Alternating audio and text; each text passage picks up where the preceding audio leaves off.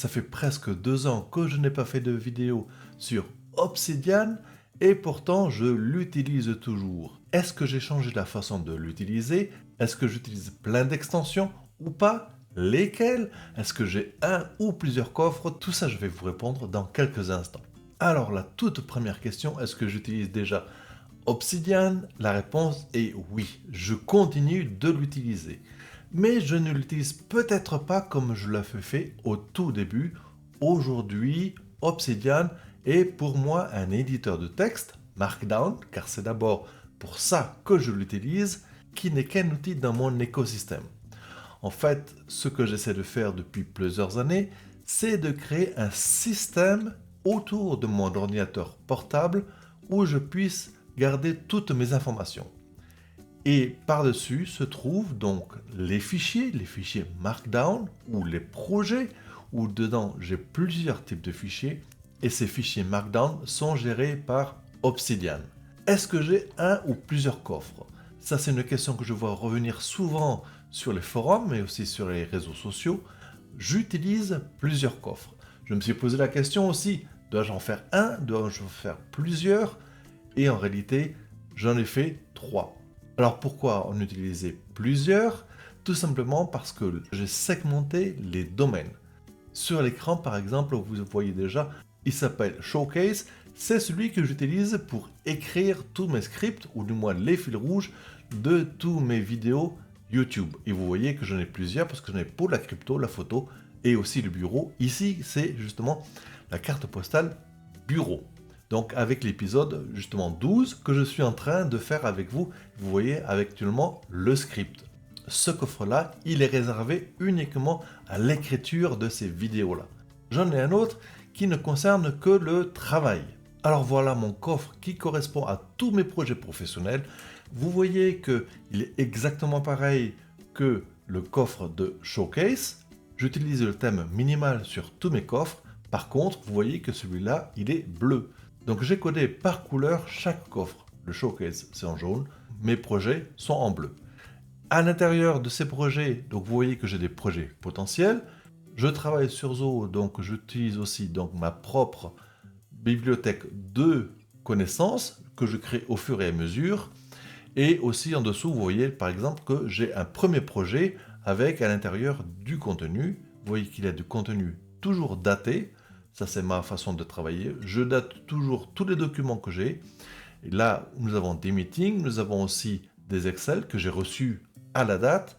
Et j'ai aussi de temps en temps donc, des captures d'écran, d'autres documents que je reçois. Ensuite, par exemple, pour le meeting, je peux écrire. À l'intérieur, vous voyez tout ce qu'il y a à faire dans le meeting. C'est très très simple, c'est vraiment de la prise de notes rapide que je pourrais éventuellement travailler plus tard. Par exemple, je vais aller sur le récap et on peut voir que sur le récap, j'ai ma liste de tâches à faire et j'ai déjà commencé à les réaliser. Les projets sont des documents que j'utilise au jour le jour, mais ils contiennent pas seulement des markdowns et je ne lis pas forcément à l'intérieur tous les liens. Par exemple, je pourrais pour le récap rajouter les CSV ou les JPEG à l'intérieur.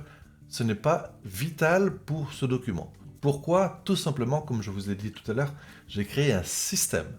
Et ce système tourne autour de l'ordinateur qui a tous les documents. Donc ce que j'utilise, c'est essentiellement donc le Finder et Spotlight. Je viens de sortir le Finder dans Projet et dans ce projet, je peux retrouver tous mes documents exactement comme je les ai dans Obsidian. Je peux retrouver le contenu, il suffit de cliquer sur Récap et je mets tout simplement la barre d'espace pour le contenu. Alors vous voyez par exemple que j'ai des documents qui s'appellent Draw.io et ces documents sont en fait des diagrammes. Alors voilà par exemple un de ces diagrammes et vous allez me dire mais pourquoi je n'utilise pas Excalidraw? Et c'est exactement le problème que j'ai. Je voudrais passer à Excalidraw mais je suis très habitué à ce logiciel-là qui ensuite me permet d'avoir un fichier XLM qui s'appelle Draw.io qui a sa propre application. Donc je ne dépends pas que d'un seul logiciel. C'est vrai que je pourrais utiliser Excalidraw directement à l'intérieur. Dans LB Association, j'ai un Excalidraw et aussi là j'ai quelque chose qui est déjà un peu plus évolué, mais il me manque aussi quelques outils. Là on a les 4 formes plus des liens, mais il me manque beaucoup plus d'informations pour pouvoir vraiment rentrer. Donc je préfère ne pas l'utiliser. Pour l'instant, j'utilise Draw.io à la place. Voilà, le troisième coffre, c'est tout simplement celui que j'appelle Knowledge Base, donc c'est une sorte de mon Wikipédia, et vous voyez que je prends le temps de bien organiser donc mes documents. Par contre, vous voyez que j'ai plein de documents différents. J'ai du PNG, du HEIC, du texte, j'ai quand même des gestions des mots-clés, les mots-clés ici, donc qui sont du Markdown. Ici aussi, le Color Space, c'est du Markdown avec à l'intérieur des images. Mais c'est vraiment des fourre-tout où je n'ai pas forcément besoin d'avoir le knowledge base toujours sur moi. Parce que, toujours pareil, je peux y accéder depuis le Finder et depuis Spotlight. Ne pas oublier que j'ai la recherche Spotlight ici, et en tapant n'importe quel mot à l'intérieur, je cherche sur tout l'ordinateur, je ne cherche pas juste dans le coffre ou dans le répertoire où se trouve le coffre là. Donc je suis beaucoup plus large. Et en plus, la recherche Spotlight permet de rechercher dans les PDF, dans les images, dans les emails, dans tous les documents qu'il y a sur l'ordinateur. Ce qu'il n'y a pas dans Obsidian. Obsidian est limité juste aux fichiers Markdown qui se trouvent à l'intérieur du coffre. Et c'est pour ça que j'ai aussi 3 coffres différents qui n'ont rien à voir les uns avec les autres. Vous voyez donc que j'utilise toujours le même thème. Le même thème, c'est minimal. J'utilise 3 couleurs différentes. Donc le vert pour le knowledge base, le bleu pour tout ce qui est travail et projet, le jaune pour tout ce qui est showcase et donc les productions de vidéos. Ensuite, j'utilise toujours les mêmes extensions. Alors la première extension que vous voyez vraiment apparaître, c'est le File Tree Alternative. Donc je n'utilise pas la gestion de fichiers qui se trouve donc par défaut dans Obsidian parce que c'est tout simplement une liste qui est très longue, très longue.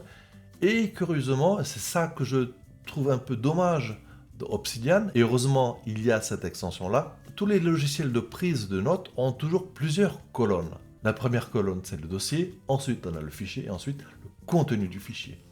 On doit scroller. Ça, c'est quelque chose qui, je trouve, est négatif. Heureusement, il y a donc cette extension, le File Tree Alternative, qui me permet d'avoir ces 3 colonnes. On va voir maintenant les autres extensions. Les autres extensions, vous allez voir, je n'en ai pas beaucoup. On va aller sur les modules complémentaires qui sont à gauche. Vous voyez que je n'en ai que quelques-uns. Et encore, certains, je ne les utilise actuellement pas. Alors, DataView est très puissant, j'adore, mais aujourd'hui, je ne l'utilise pas. DataView permet de faire des recherches avancées dans les fichiers par rapport à des mots-clés qui se trouvent dans ces fichiers-là. Alors, je l'ai là, mais je retrouve que je n'en ai pas l'utilité, ou du moins je n'ai pas l'utilité aujourd'hui. Je l'utilisais au début, mais finalement je n'ai pas encore trouvé mon bonheur, et je passais plus de temps à chercher quoi faire avec, plutôt que de créer du contenu. Donc, je l'utilise aujourd'hui dans tous mes scripts de mes vidéos. Vous voyez que je les ai ici dans l'entête. Donc j'ai toujours le mot-clé avec les 2 points. Donc ça, ce sont des mots-clés qui se trouvent inline, donc les 2 points. Et je remplis au fur et à mesure. Alors je n'utilise pas forcément tout non plus. J'ai remarqué que j'ai trop de mots-clés, mais je les utilise au cas où un jour c'est déjà prêt. Et pour la plupart du temps, ils sont déjà pré-remplis. Parce que j'utilise ensuite derrière templater. Donc ça, c'est une template. Donc j'utilise déjà ces variables pour me préparer à DataView. Ensuite, nous avons Excalibur. Alors Excalibur, il est génial, j'adore. Il pourrait remplacer Draw.io. Pour le moment, je n'ai pas eu le temps ou l'énergie de tout transférer parce que finalement, je dois toujours ouvrir Obsidian pour juste créer un petit dessin que je pourrais faire rapidement avec Draw.io. Donc là, je ne sais pas encore ce que je vais faire. Est-ce que je vais l'adopter? Est-ce que je ne vais pas l'adopter? C'est une question. Mais il est là et je sais que je pourrais l'utiliser. File Tree Alternative, donc c'est ce module qui permet d'avoir les colonnes à la place du navigateur de fichiers. C'est lui que j'utilise le plus. Dès que je lance Obsidian, c'est la première extension qui arrive. Et donc lui, je l'utilise tout le temps. Ensuite, j'ai Iconize. Iconize permet d'avoir des icônes en plus sur les noms de fichiers. Et en plus, c'est compatible avec File Tree Alternative. Donc c'est génial. Donc Iconize permet de sélectionner les packs d'icônes qui sont en bas ici. Donc là, par exemple, j'ai le font Awesome Regular. Il y en a d'autres. Vous pouvez tout simplement cliquer pour les télécharger. Et ensuite, si je clique par exemple sur le bouton droit sur par exemple carte postale crypto, je peux, donc actuellement il y en a une donc je peux l'enlever, je peux changer l'icône et choisir une autre icône à la place de l'icône de dossier qui est actuellement sélectionnée. Ensuite, j'utilise aussi Image Toolkit car il permet d'afficher une image en plein écran pour faire ensuite zoomer si par exemple l'image est trop grande ou trop petite. C'est ce qui manque dans Obsidian.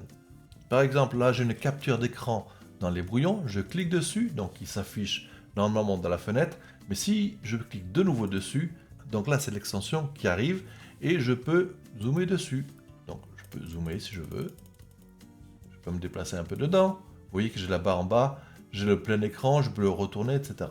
Donc ça c'est très pratique je trouve.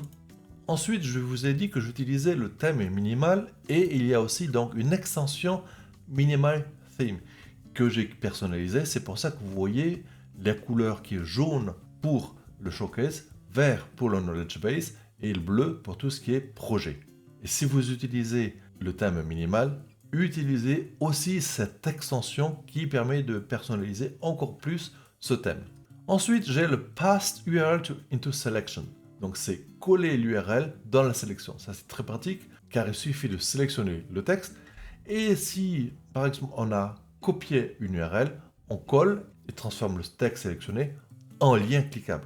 Par exemple, je suis sur le site d'Obsidian, donc je vais copier cette URL là et maintenant je vais pouvoir la coller à l'intérieur de Showcase. Par exemple, je double-clique sur Obsidian, je colle et automatiquement il m'a créé donc pour Obsidian le lien cliquable. C'est tout ce que j'ai eu à faire. Ça c'est très pratique, c'est très simple, donc je vous conseille aussi de l'utiliser. Enfin, il y a le Style Settings, donc ça aussi c'est une extension supplémentaire pour personnaliser le thème que vous utilisez, et entre autres minimal, mais les autres aussi, donc c'est une extension vraiment globale. Donc ça c'est à rajouter. Enfin, j'utilise Templater. Templater va me permettre de créer des modèles de notes. Entre autres, pour le projet, c'est les modèles de meeting, ou pour Showcase, c'est le modèle du script que je vais créer. Donc avec le titre, l'entête, le corps et tous les liens qui sont ensuite modifiables. Et ensuite, suivant le sujet, il me met les tags différents. Par exemple, je vais créer maintenant le prochain script pour le bureau. Je clique ici, je donne le nom, donc ce sera le 013. Ensuite, ça va être peut-être Obsidian. Voilà. Alors là, le petit truc, c'est que je le copie parce que je réutilise le même nom. Je crée ma note, donc là la note est créée, elle est vide. Et maintenant j'ai mon templater qui est sur la gauche, je clique dessus. Alors laquelle modèle je vais utiliser, c'est celui du bureau. Je mets le titre, donc c'est là que je colle le même. Et ensuite, est-ce que c'est Obsidian ou Zoho? Parce que j'ai les deux thèmes actuellement. Et je fais Obsidian, et voilà, j'ai ma nouvelle note 013 qui est apparue. Vous voyez que j'ai déjà travail Obsidian qui est mis dedans, le script, la date. Déjà tout est prêt et je n'ai plus qu'à effacer ce qui n'est plus nécessaire. J'ai même les mots-clés. Je pourrais faire la même chose par exemple avec 014. Zoho. Avec un point supplémentaire. Voilà. Je crée la note. Je clique. C'est du bureau. Je mets le titre dedans. Et cette fois-ci, je mets Zoho. Et vous voyez que cette fois-ci, le sujet, il est différent, c'est Zoho. Et les mots-clés en dessous sont différents. Donc, mon templater a changé le contenu donc, de ma note. Donc, j'ai 013 et 014. Donc voilà, je ne fais pas beaucoup de choses sur Obsidian. Je l'utilise vraiment. J'ai arrêté de chercher de nouvelles extensions. Je pense que je suis arrivé sur un modèle qui est pour moi le plus utile, avec 3 coffres différents, donc avec des thèmes vraiment différents qui ne se superposent pas, avec une architecture de fichiers et de dossiers qui sont logiques pour moi et surtout qui sont très simples. Et vous voyez que j'utilise aussi donc des noms avec beaucoup d'emojis, visuellement ce qu'il y a à l'intérieur. Donc je n'ai plus fait des vidéos tout simplement parce que mon utilisation aujourd'hui elle est banale. C'est toujours la même, donc depuis 2 ans. Je suis donc sur un état stable de mon utilisation. Voilà, c'était une mise à jour de ce que moi je fais avec Obsidian. Ce n'est qu'un outil dans tout mon écosystème et il reste simple. Pour moi, je veux quelque chose qui soit très simple. Et mon outil principal, c'est l'ordinateur qui est mon système global. Maintenant, à vous, est-ce que vous avez aussi un système? Est-ce que c'est un système qui est basé uniquement sur Obsidian? Ou est-ce que c'est un système qui est au contraire beaucoup plus large, comme l'ordinateur? Ou peut-être que vous avez d'autres idées? Dites-moi ça dans les commentaires. Je serais ravi de savoir comment vous faites. C'était tout pour aujourd'hui. Merci de m'avoir suivi jusqu'ici. Je vous retrouve certainement une prochaine fois. Ici, il y a une vidéo qui peut-être vous servira ou pas, je n'en sais rien. En tout cas, je vous retrouve une prochaine fois. À très bientôt.